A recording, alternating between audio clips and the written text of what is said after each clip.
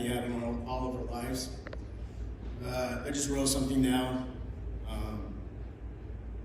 When I first met Chris, he just walked up to me and he started to talk to me and we just clicked. Like he was an old friend from years that I knew,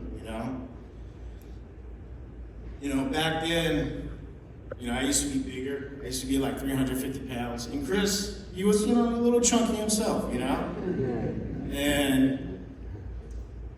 so we were, as we were friends, we were talking about working out and eating good. And I decided to do keto. And, so I started keto. And then Chris, he got inspired and he started doing keto. And every week we're just cooking barbecue at his house and making ribeyes, and it was just our thing. Korean barbecue. We're going there every week. And, he's from North Carolina because there's no Korean barbecues back home. And he's like, oh, you can eat meat? I'm in. Let's do this. And, so we're just stuffing ourselves with protein and keto, and he slimmed down and he got more inspired to just work out and to have a healthier lifestyle.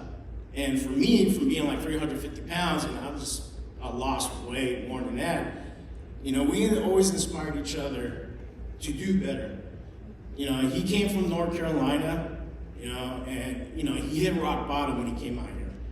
And he had nothing. He was just all by himself, and what Chris took that as a challenge. And he strived, to be the best version of himself.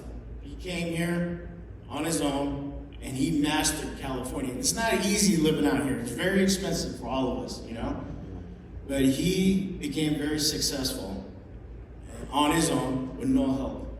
And that inspired me because I hit rock bottom too. We were both together on the gutter.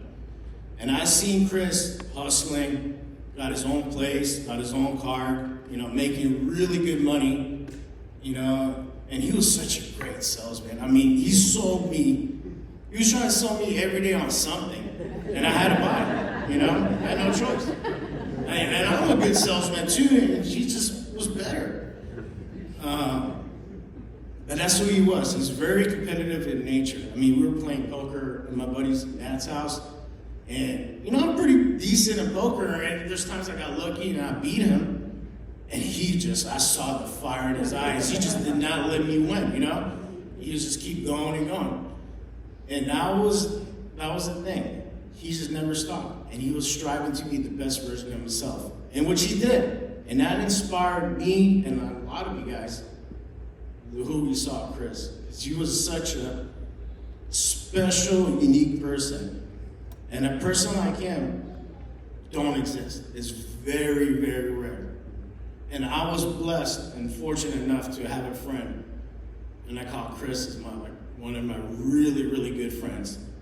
And I'm so lucky and happy that I met him, and I know you guys did. And he impacted all our lives. He just had an amazing smile and gracious heart. And maybe he was just smiling at me all the time because I was cracking jokes, or he was probably laughing at me or whatever, but I love seeing that smile. I'm gonna miss that smile. But one thing I gotta tell you though, one thing. You see that picture right there? Black shirt, nice, pressed, clean. He has this dog named Riley. Cute, sweet dog, maybe has Down syndrome or whatever. And one time I went to Chris's house and I sat on the couch and I just got all the white hair all over my shirt. I ended up looking like a polar bear, But you look at that shirt, you don't see one hair of Riley's on it. Because Chris always kept himself really sharp, no matter what. And every day he had a new shirt. I was like, where do you get these shirts from? And it's always pressed too. But again, there's not too many people like him. And only the good people like him are very few. And when we lose somebody special like that, it will affect us all. And it does. And Chris, I'm gonna always remember you forever. I love you, man. I'm gonna miss you. And I'll see you one day, and we will play poker out there and have a bunch of Korean barbecues up there. So I love you, brother. I'm gonna miss you, man. Thank you guys so much.